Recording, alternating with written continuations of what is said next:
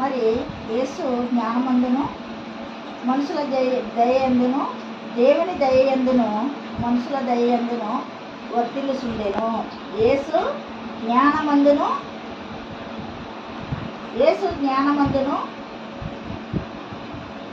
ఇంకా దేవుని దయందును మనుషుల దయందును ఏం పొందాడు ఆయన? వర్తిల్లేను.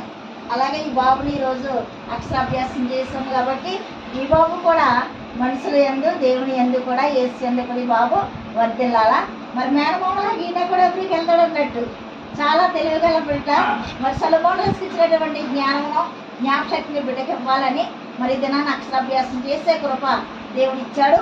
మరి జ్ఞానవంతుడిగా మరి తీర్చిదిద్ది మరి ఆయన మనుషుల దయందు దేవుని దయందు యేసయ్య ఏ రీతిగా వర్ధిల్లాడో ఆ రీతిగా వర్ధిల్లాలని దేవుని యందు మరి ప్రార్థిస్తున్నాము, ఆశీర్వదిస్తున్నాము.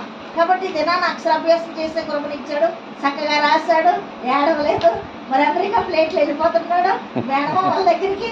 ఆ రీతిగా దేవుని జ్ఞానం ఇచ్చి అంచెంచెలుగా ఫలించే ఫలముగా ఈ బిడ్డను దీవిస్తాడని మరి వాక్యం అందు సొలొమోను రోజుకి ఇచ్చినటువంటి జ్ఞానమును మరి యొక్క దానియేలాగా ప్రార్థించే బిడ్డగాను, యేషాపులాగా పరిశుద్ధతగాను, మరి దేవుని యందు కృతజ్ఞత కలిగి ఎల్లప్పుడూ స్తుతించే దావీదుగాను ఈ బిడ్డను దీవించాలని ఈ వాక్యం ద్వారా దేవుడు మాట్లాడుతున్నాడు. కాబట్టి మరి యొక్క తల్లి గర్భం నుండి ఇంతవరకు కాపాడిన దేవుడు మరి దినాన్ని అక్షరాభ్యాసం చేసే కృపనిచ్చాడు.